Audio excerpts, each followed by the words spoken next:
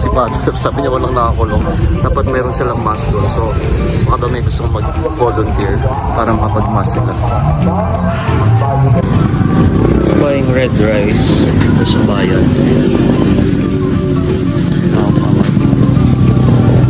Red rice and brown rice. 65 per kilo, 60 yung brown. Bilang tayo ng red rice. Yung tayo sa pala yun, kaya tingnan ko kung may isda. For sure meron, pero tingnan ko kung ano pwede madod. Check. Yun ang pampano. Ito, 280. 380 yung black. Yung local. 420 yung imported. Local tayo, yung 200. Depende actually. Pa-discount ako lang sa'yo. May lechon. Magkano kayo yun? Papalinisan lang natin. Baka yan. Steam or baka grill natin.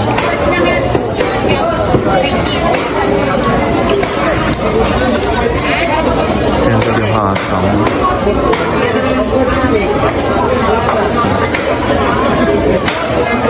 Yan. 700 rin kilo ng lechon. Yummy. Fish na tayo and rice. Bigyan ko ng kakanin for breakfast. Ito sa taas.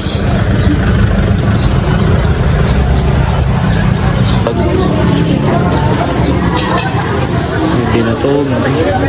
May sumang antala. Tsaka sumang yakap.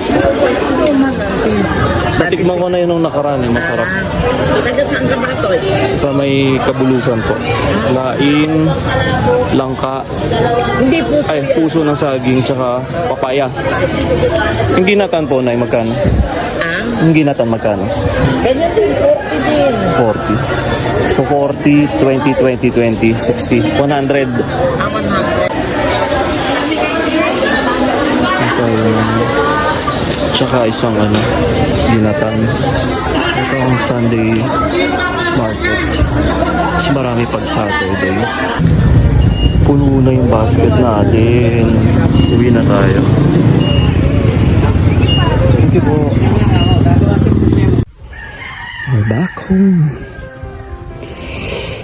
Kailangan natin magwalis-walis. Tapos yung mga ibang halaman natin. Ayan na. Kailangan natin mag-add ng iba pa. So, ayan.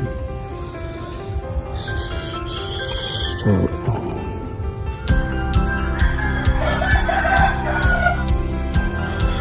ang galing na natin to. Nasirang papaya.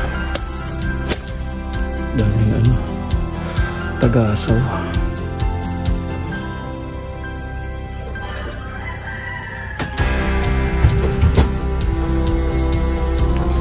Kapitbahay natin din na nakakapasyal masyado. Sabi kasi si Tata John. Yan na yung ginatan. Binatog na, hindi dilaw. And sumang. Nakalimutan ko na yung tawag. Pero malagkit lang din siya. Ito yung breakfast si Kuya. Luncheon meat. Finally, meron na ulit na bunga ang ating mga... Ano nga tawag dito? Mulberry. Kuhanin na natin. Bago pa tayo maunahan. Salamat po sa bunga. Okay. Sa isa. Mapitas pa ng iba.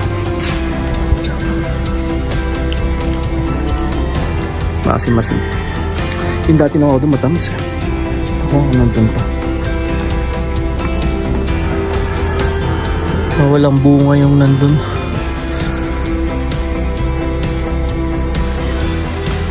Na-transfer ko na yung solar panel. Kasi sumabit sa doon. Dito ko na nalagay, nakakarawan siya. Tapos nag-charge na siya. There. Nagbe-blink na yung red, ibig sabihin charging. Buti itong mangga, marami ng usbong na dahon.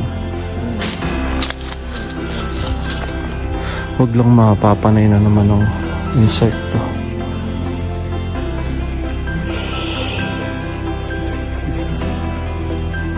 Dami langgam. May manok dun, oh. Tinulan na kaya yan. Mga manok, ang dami na naman. Miss na kayo ng LP. Yan. Dito kami na yan.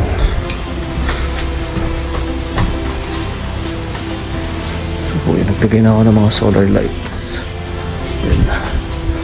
Oh, pati sa banyo. Tsaka dun, sa loob.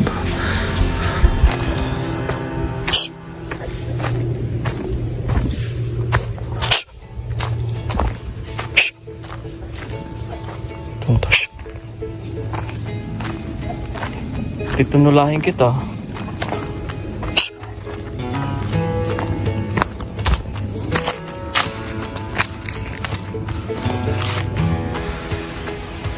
Charging na yung ating mga solar powered na appliances, yung electric fan tsaka itong battery natin. Yan yung ating generator, just in case sabay na yung mga ibang halaman. Ako naman, umpisahan ko yung gate. Mga bakal. Ano na yung poste. I-review ko kung paano umpisahan. I-review ko yan sa YouTube. Tapos isip na ako ng spot na pwede para hindi mo na agad to bubugin. Hukay ako ng panibago dun sa may forward ng konto para hanggang di pa siya na tutuyo, andun pa yun bago natin baklasin talaga. Trace ko muna ulit kung paano bubuuin to. Ciao.